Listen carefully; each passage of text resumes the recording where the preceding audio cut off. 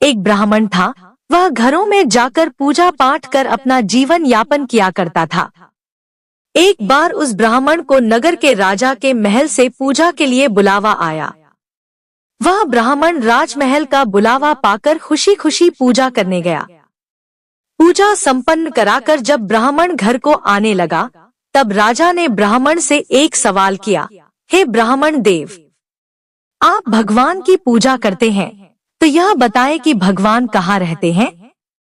उनकी नजर किस ओर है और भगवान क्या कर सकते हैं? राजा के प्रश्न सुन ब्राह्मण अचंभित हो गया और कुछ समय विचार करने के बाद राजा से कहा, हे राजन, इस सवाल के जवाब के लिए मुझे समय दीजिए। राजा ने ब्राह्मण को 1 माह का समय दिया।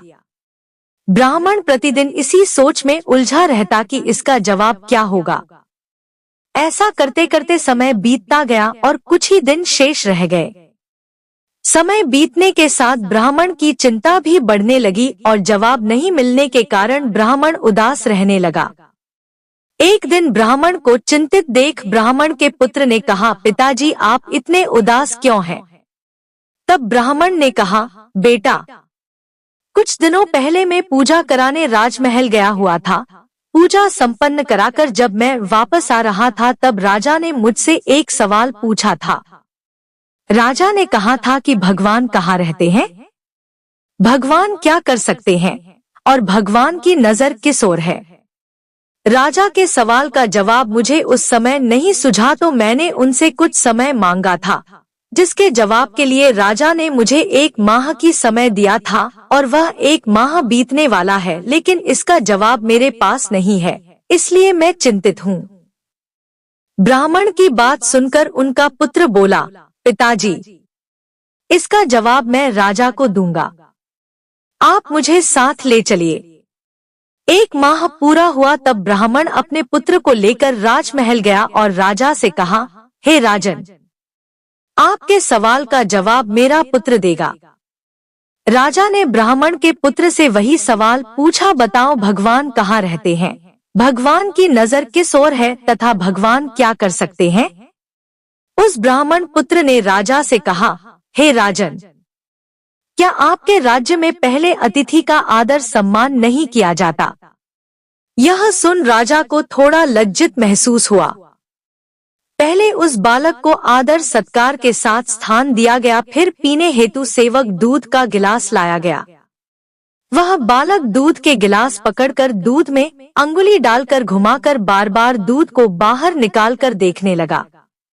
यह देख राजा ने पूछा, ये क्या कर रहे हो? बालक ने कहा, सुना है दूध में मक्खन होता है, मैं वही देख रहा हूँ कि दूध में मक्खन कहाँ है। आपके राज्य के दूध से तो मक्खन ही गायब है। राजा ने कहा, दूध में मक्खन होता है, परंतु वह ऐसे दिखाई नहीं देता। जब दूध को जमाकर दही बनाया जाता है और फिर दही को मथा जाता है, तब जाकर मक्खन प्राप्त होता है। ब्राह्मण के पुत्र ने कहा, महाराज, यह आपके पहले सवाल का जवाब है। जिस तरह दूध से दही और फिर दही को मथने से मक्खन प्राप्त होता है, उसी प्रकार परमात्मा प्रत्येक जीव के अंदर विद्यमान होते हैं, परंतु उन्हें पाने के लिए सच्ची भक्ति की आवश्यकता होती है। मन से ध्यानपूर्वक भक्ति करने पर आत्मा में छुपे हुए परमात्मा का आभास होता है। राजा ब्राह्मण के पुत्र के जवाब से खुश हुआ और कहा, अब मेरे दूसरे सवाल का जवाब दो, भगवान किस ओर देखते हैं? उस बालक ने कहा, राजन, इसका जवाब मैं दूंगा, परंतु मुझे इसके लिए एक मोमबत्ती की आवश्यकता है। राजा ने तुरंत मोमबत्ती मंगाई और उस बालक को दिया। उस बालक ने मोमबत्ती को जलाकर कहा, राजन, आप बताएं, इस मोमबत्ती की रोशनी किस ओर है? राजा ने कहा, इसकी रोशनी चारों दिशा में एक समान है। तब उस बालक ने कहा, हे राजन, यही आपके दूसरे सवाल का जवाब है, क्योंकि परमात्मा सर्वदृष्टा है और उनकी नजर सभी प्राणियों के कर्मों की ओर परस्पर रहती है।